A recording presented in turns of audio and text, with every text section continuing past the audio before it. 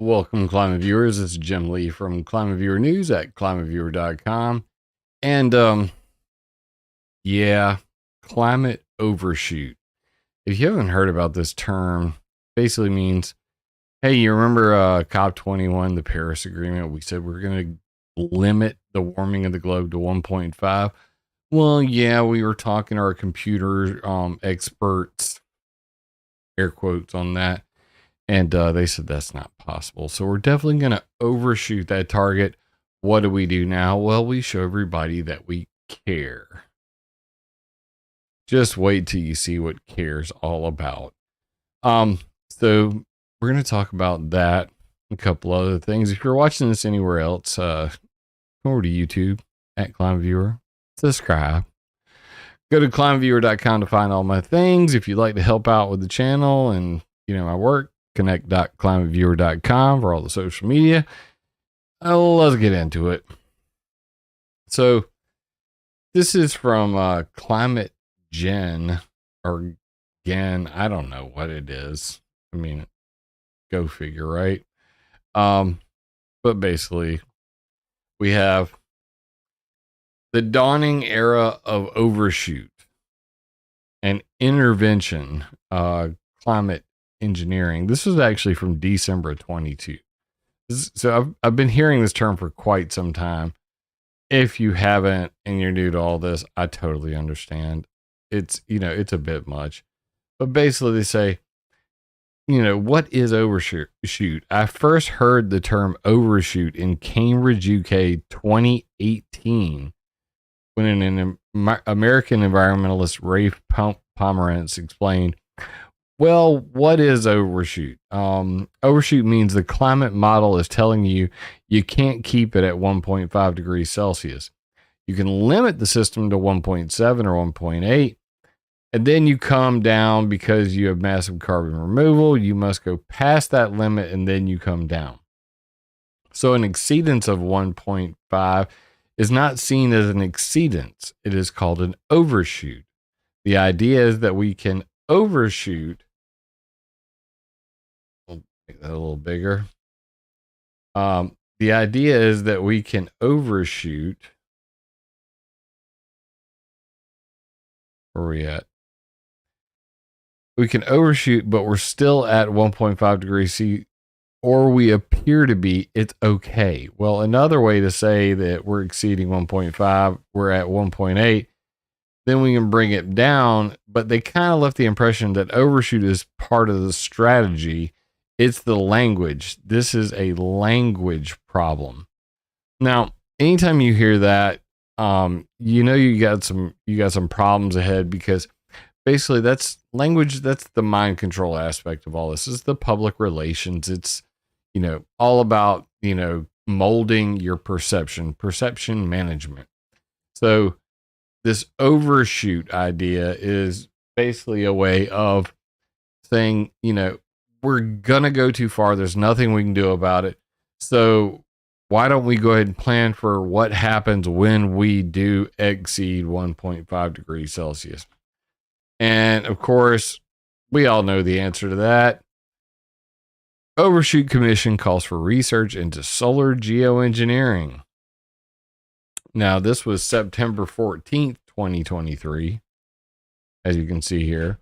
So now we're a little more recent. And yeah, that's exactly what they did. So over here on their actual website, and that is at overshootcommission.org, you can see where we are currently according to this website. Now, don't get me wrong.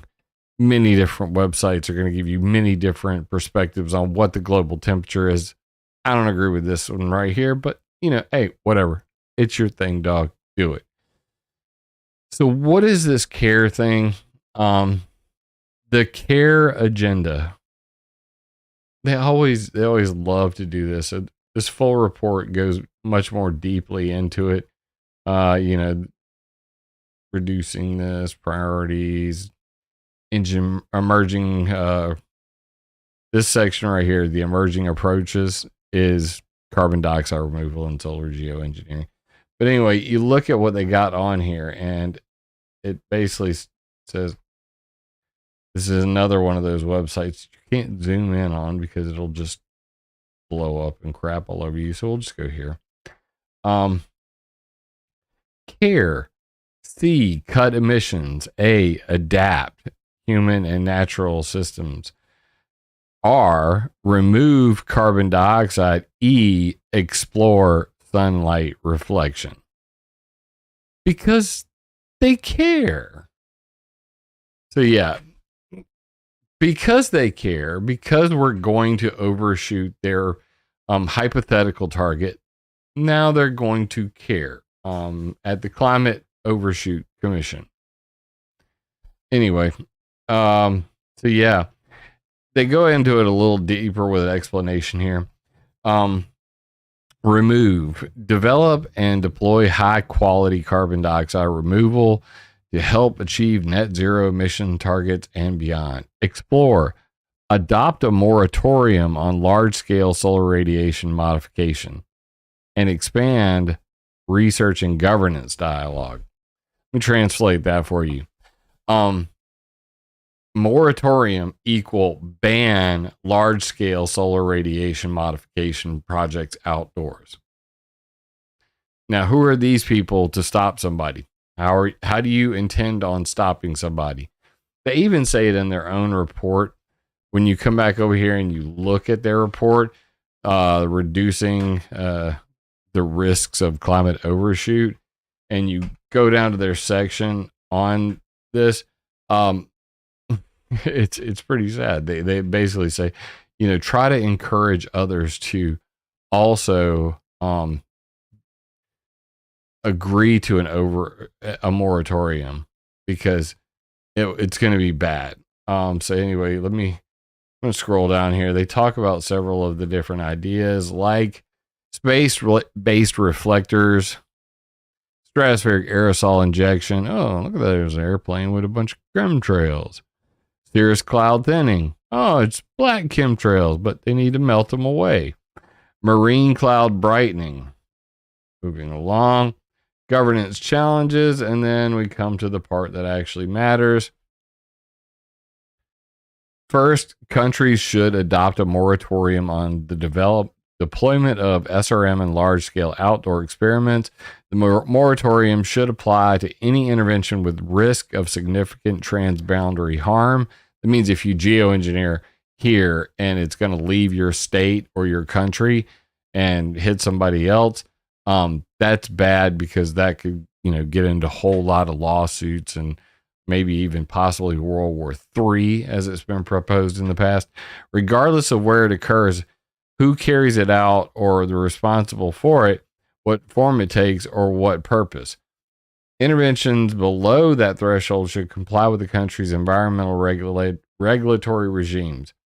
Governments adopting the moratorium should also call for its adoption by others. So this is the stupidity of this.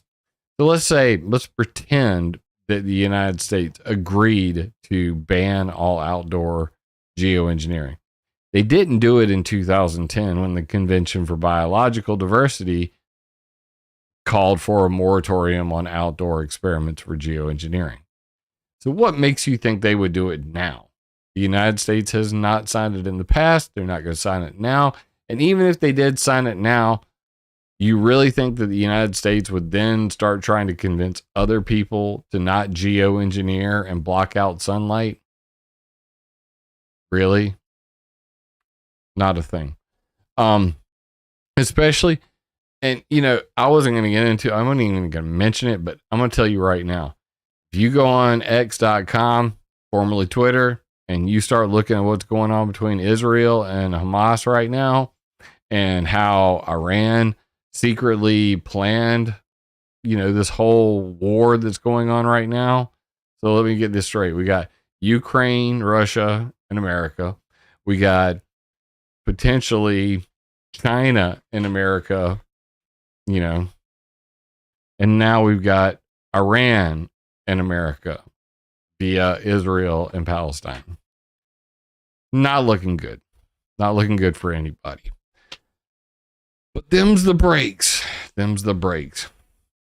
So nobody's going to nobody's going to follow along with this. Governance of SRM research should be expanded. The data, methods, and findings of SRM research should be transparent, including to these international audiences. And they go on with a whole bunch of other recommendations. But let's be real. Any outdoor SRM experiment should take place only in jurisdictions with an effective environmental regulatory regime. Let's be real. There's no country that has that. There's no country on this planet that has, quote, an effective environmental regulatory regime. So what? You're going to say America's EPA is effective at regulating the environment? Then who? There are none. Thank you for that. So this is the problem with these think tank groups. They never get it right. In fact, here's the actual Climate Overshoot Commission's report unveiling September 14th, 2023 press conference.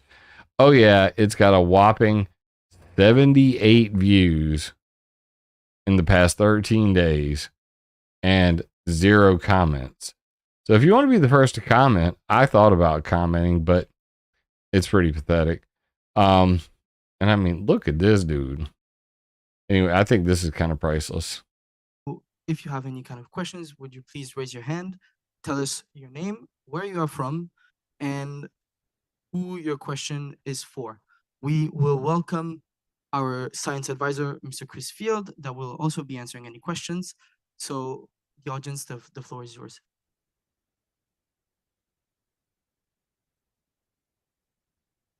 Wait for it.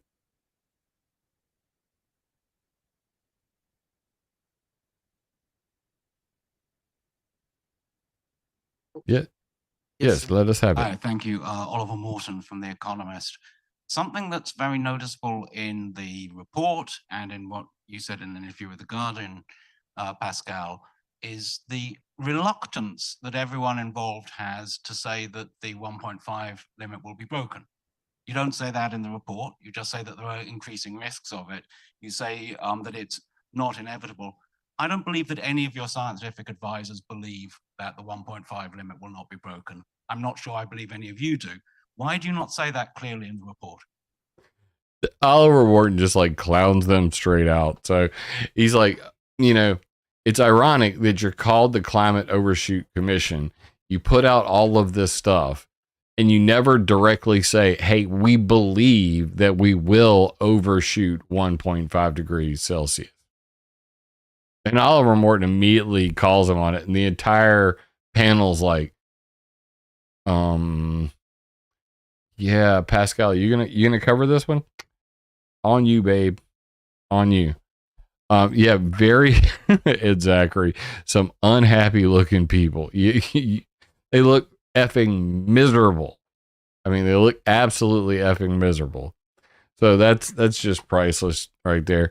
You can go over there and check them out. I think it's kind of funny. In other news, what's up with that? Published this Geoengineering, a futile attempt to fix a non-issue and dangerous as well. And they basically quoted a paper that was recently published. My favorite line in the whole paper, just to save you guys all the pain of reading the rest of it. Not one of the 11 climate change or climate intervention scenarios we analyzed benefits people, said Brendan Clark, a doctoral student at Rutgers and lead author of the study.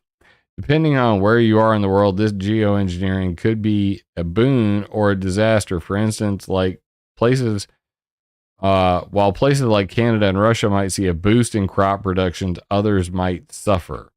And this is what I've been telling you guys for the longest time, that climate intervention technologies may create winners and losers in the world's food supply now.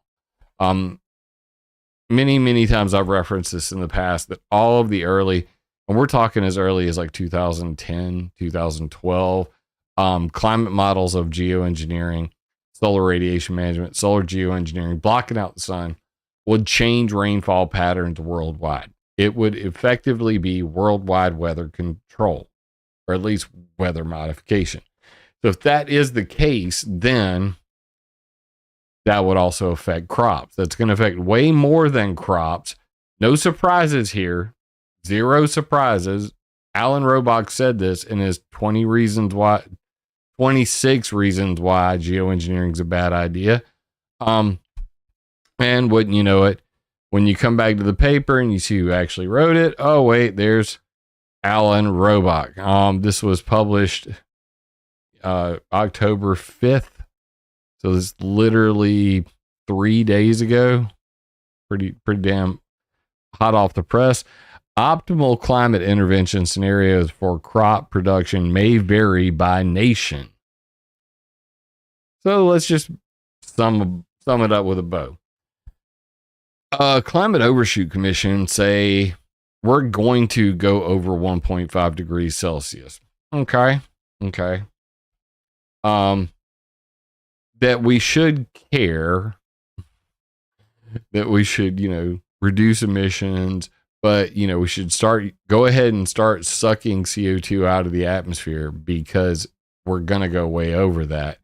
And at the same time, that we should explore solar geoengineering, blocking out the sun, but not actually do it, and convince other people to sign an agreement not to, because we all know how much papers and agreements matter. They always have, and everybody always follows the rules, especially big countries with big militaries and big weather modification and big geoengineering. They're all going to listen right along. But let's be realistic about this. If you look over on what's up with that, and you just look over at the sideline right here, you go sea surface temperature. These are anomalies versus the actual temperature. Oh, that doesn't look very good. And what is the actual temperature right now? You can go to temperature.global, and what do you see? Currently, the average temperature of the planet is 14.08 degrees Celsius. Well, how far off is that? Oh, well, that doesn't look very bad. I mean, we're here. This is 2023. This is 2022, 2020. This is right about 2019. I wish I could make just this model here full screen so we could really just dig into it. I can make it pretty darn big, I think. Yeah. But yeah. We're only plus 28.28 degrees Celsius up here in 2023, but right here, back in 2016, we were at 1.5 degrees Celsius above the standard deviation. Here we were negative 1.8 degrees. The numbers are numbers, and charts are charts, and the people who put these numbers in charts can always come up with a way to convince you. But average January 2015 to September 2023 minus 0.278 degrees Celsius. So yeah, we're totally on the way towards climate overshoot. Man Bear Pig was right once again. We are absolutely screwed, and you can see right here, previous years, 0.5 degrees Celsius below normal, 0.27 degrees below normal 2016, 0.26 below normal 2017, 0.74 below normal 2018. Oh my God, we're all going to burn up, and we probably should start geoengineering immediately.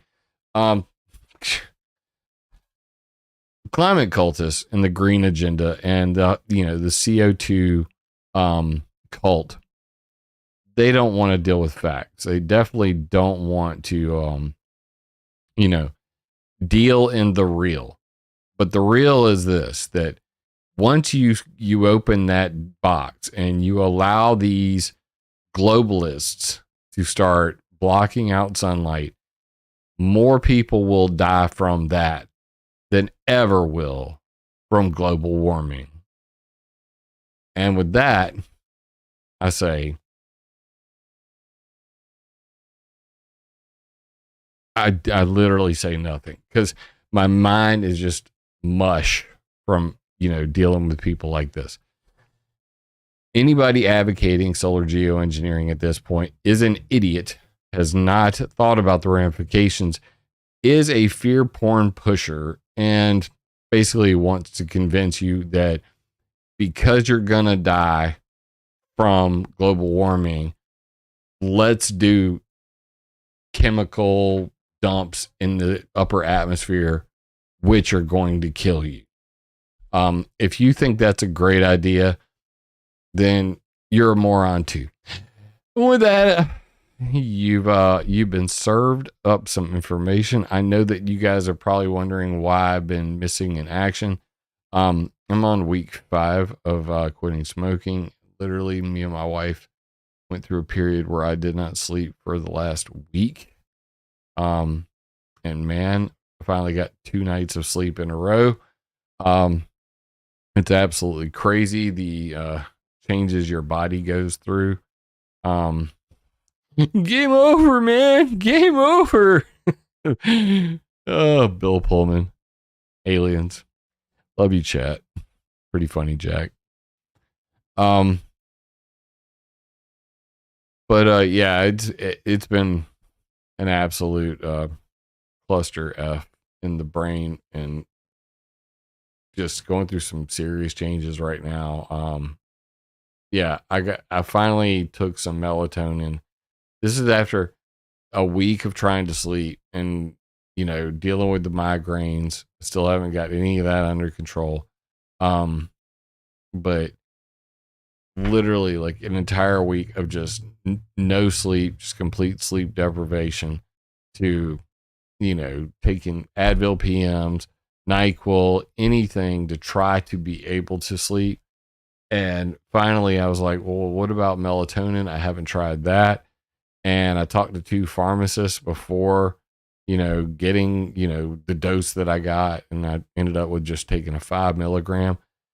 And I slept like a damn baby for the first time in my life, like all night long. I was out cold. So beautiful. And then I slept again last night. And then the night before, and then the third night, which was last night, I just decided, it's the weekend, gonna sleep. I want to get some hard sleep for a long time. I took 2 of them, and I slept so long that basically I whacked my neck out, and the migraines that I'm getting they seem to be radiating from the top of my spine. This is where the problem is. This is why I was going to get the MRIs. Of course, the insurance people never said okay to it.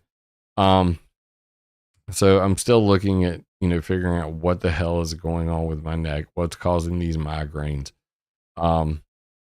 But yeah, I took 10 milligrams last night, and I woke up at like noon, and I already had the throbbing headache from the back of my neck, and it's persisted all day long. But it's been so long since I made a video. I was like, just get in there and do it. And I set this back up. I figured this was a trigger-free background, as the world behind me is currently flat. I want to be sensitive to the feelings of others, especially those who get triggered by round objects. So I just want to be clear that I have a very flat background, and there's nothing else for people to speculate about other than the fact that I'm using this voice right now to talk about the fact that my map is so flat, super flat. But anyway, no, it was getting really awkward, me, turning sideways and holding my neck and then staring directly into the light. As you can see from my glasses right here, the lights are up there. So now I've got the lights out here, and It's a little easier on my eyes. But anyway, I thought about a chiropractor, having them crack my neck, but I've done that in the past. It didn't go so hot. I can't sleep on my left shoulder because of a previous injury. I was thrown from a 4-wheeler when I was like 20 something, and I'm sure that I broke my shoulder, and I never went to the doctor because why would I? You know, I'm a man, damn it. It never healed properly. And then I was in a car accident where at the last moment I realized I was going to run into a tree going backwards. So I turned my head and I smashed my forehead on the inside of the door window on the driver's side. So I snapped my neck pretty good. And ever since then, like right here, the very top of my spine, I get a lot of pain. And it really wasn't a problem until they cut my thyroid out. And when they did the surgery, immediately following the surgery, that's when, you know, the migraine started. I've never had migraines in my life, but after having my thyroid moved, after having the surgery, and looking into what happens to, you know, people post-op, you know, having a thyroidectomy, they basically put your neck in a brace and they tilt your head back and you're on a table for like 3 hours long. And there's a lot of case of damage to the occipital nerve, which is connected at the base of the spine in the back of your head to your eyes. So, yeah, I have no more thyroid. It is gone. I've got my little necktie scar. It's very small. But I think that basically I've self-diagnosed that, you know, my occipital nerve was damaged. And anytime I exert myself in any way, or if I just sleep the wrong way on my pillow, by the way, I have a $200 pillow because I've been through so many trying to find something that would work. And even this one ain't perfect. You know, you sleep wrong, it's gone. That's why I'm making this a short video. I'm already 7 minutes over budget. But just to kind of update you guys, not a lot of money coming in for the tooth thing. So I've opted to go ahead and just get a denture for now. That way I can get these poisoned teeth out of my mouth, rule that out. And I'm going to see my doctor about getting at least the top of my neck x-ray just to make sure there isn't anything like obvious. And maybe I'll try the chiropractor first. I certainly will try the chiropractor before taking any kind of surgical option, because damn anybody digging around in the top of my spine. So needless to say, I took a Flexor about 2 hours ago, 4 hours ago. I tried to take a nap. That wasn't happening. And that's why I'm so late here tonight, telling you guys about climate overshoot and silly shit like that. But know this too shall pass, and we'll be feeling much better in the future. I promise that, because we're going to be working out, you know, and continuing to stop smoking. Right there in my face. South Carolina bucks. But that being said, hey, I don't know about you, but it felt like it was geoengineering already, because today in South Carolina, it never got above 70 degrees. God is good, you know, and I think that, you know, all this will get better. Celebrex is better than Flexeril. Noted. I see my doctor on the 26th of this month, so I gotta go get a blood draw. When you have no thyroid, they make you check your blood levels like every 3 months, and possibly adjust my NP thyroid, which is not, you know, it's not artificial thyroxine. It's, you know, from pigs and stuff. I got pig thyroid. I'm in Sumter, South Carolina, Jacob. Rock Hill rocks on. Rock Hill, famous home of Chris Rock, among other things. Well, guys, I love you, mean it. That's about as much of these bright lights as I can take right now. I considered we're in the shades. I may just start doing that in the future because, you know, bright lights suck. I don't know how anybody does it, especially these gamers do. Like, I like to game, but if I had to sit in front of a light for, you know, 8, 9, 10 hours straight, I just want to shoot myself. Anyway, love you, mean it. With information comes power. With power comes great responsibility. So please remember to use the information on ClimateViewer.com, ClimateViewer.org, and these videos I make to attack ideas, not people. I have not had when you say ablative surgery, non-invasive, not you. I think you're talking about the radioactive ablation. I never had the radioactive kill your thyroid thing. I wear my sunglasses at night. Yeah, that's what I should do. Anyway, love you guys, mean it. Video resonates with you, leave me a comment because I love hearing from y'all. First time here, be sure to subscribe and click the bell. Yeah! Remember, it would be impossible for me to do this without your support, so please join my Patreon or buy me a coffee on PayPal. And always, attack ideas, not people.